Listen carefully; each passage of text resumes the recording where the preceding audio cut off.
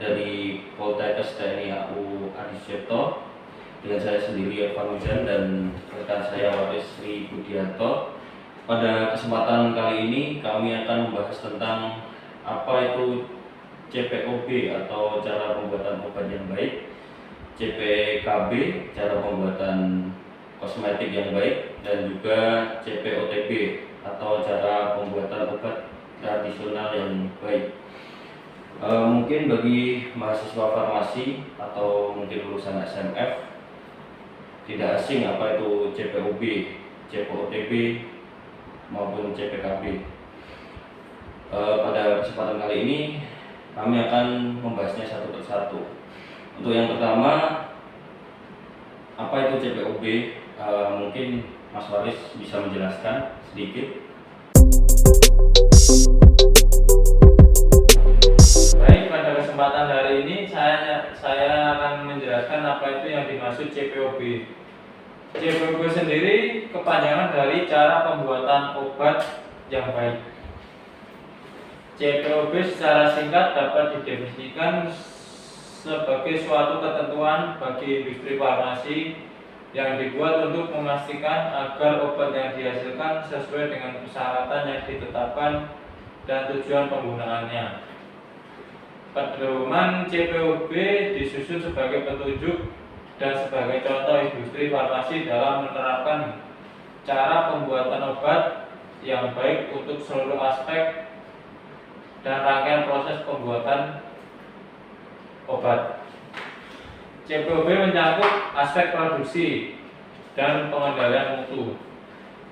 Aspek-aspek yang diatur dalam CPOB meliputi 1.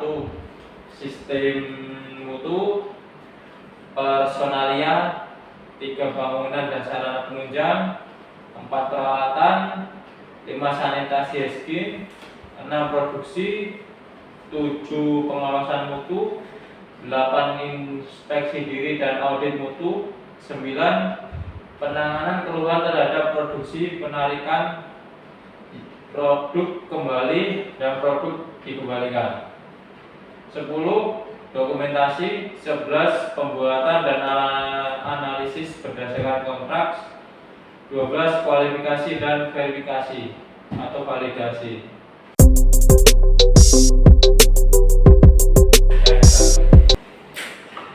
Baik, selanjutnya saya akan menjelaskan apa itu yang dimaksud dengan CPKB atau cara pembuatan kosmetik yang baik. Jadi cara pembuatan kosmetik yang baik merupakan salah satu faktor penting untuk dapat menghasilkan produk kosmetik yang memenuhi standar mutu dan keamanan. Adapun tujuan dari cara pembuatan kosmetik yang baik adalah sebagai berikut. Yang pertama, jika dilihat secara umum, yaitu untuk melindungi masyarakat terhadap hal-hal yang merugikan dari penggunaan kosmetik yang tidak memenuhi persyaratan standar mutu dan keamanan.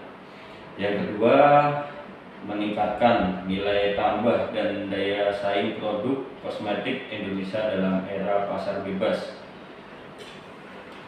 Untuk CPKB ini memuat aspek-aspek pokok yang hampir sama dengan CPOB, yaitu yang pertama sistem manajemen mutu, yang kedua ketentuan umum, ketiga personalia, keempat bangunan dan fasilitas, yang kelima peralatan, keenam sanitasi dan higienis, ketujuh produksi, kedelapan pengawasan mutu, ke-9 dokumentasi, ke-10 audit internal, ke-11 penyimpanan, yang ke-12 kontrak produksi dan pengujian, dan yang terakhir penanganan keluhan dan penarikan produk.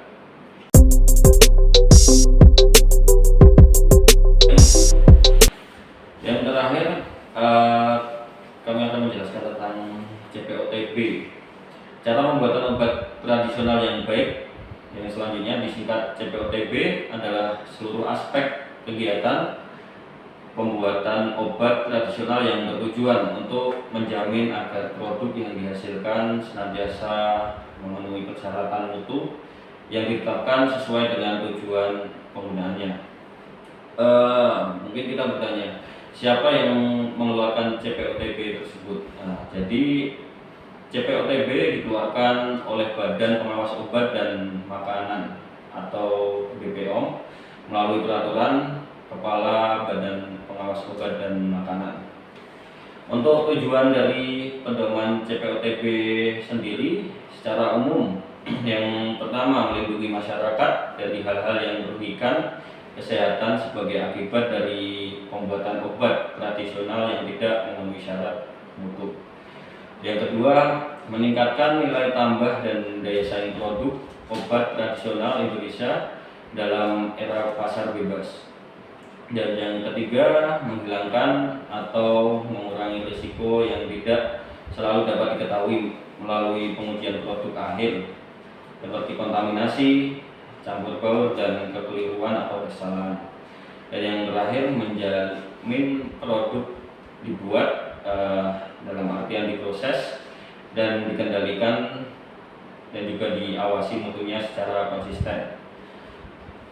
Tujuan pedoman CPOTB secara khusus sebagai pelaku industri obat tradisional dapat memahami dan menerapkan pedoman CPOTB secara konsisten sehingga bermanfaat bagi perkembangan industri obat tradisional. Mungkin sebagian orang bertanya-tanya, apa itu manfaatnya CPOTB? Mungkin bisa dijelaskan? Baik, di sini saya akan menjelaskan beberapa manfaat tentang CPOTB. Yang pertama, menyiapkan industri obat tradisional agar dapat bersaing di pasar global. Kedua, menjamin keamanan dan konsistensi mutu produk obat tradisional yang dihasilkan atau terhindar dari kontaminasi silang, pencampur bauran bahan dari produk dan kemampuan telusur. Ketiga, untuk melindungi produk OT atau jamu lokal dari gempuran produk luar negeri terutama yang ilegal.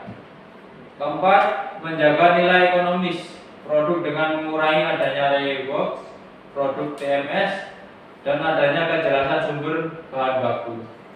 Oke, mungkin ada beberapa poin yang perlu saya jelaskan seperti OT tadi apa, terus mungkin ada yang sedikit salah kata mungkin.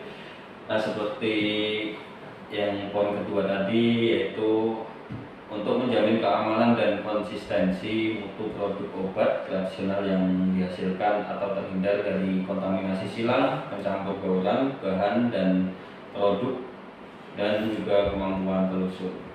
Untuk OT tersebut, untuk OT adalah singkatan dari obat tradisional. Begitu, mungkin sedikit itu yang bisa kami sampaikan dalam video ini. Jika ada kesalahan, saya pribadi dan juga rekan saya mohon maaf yang sebesar-besarnya. Semoga sedikit ini dapat bermanfaat bagi penonton semua. Demikian dari kami. Saya akhiri. Wassalamualaikum warahmatullahi wabarakatuh.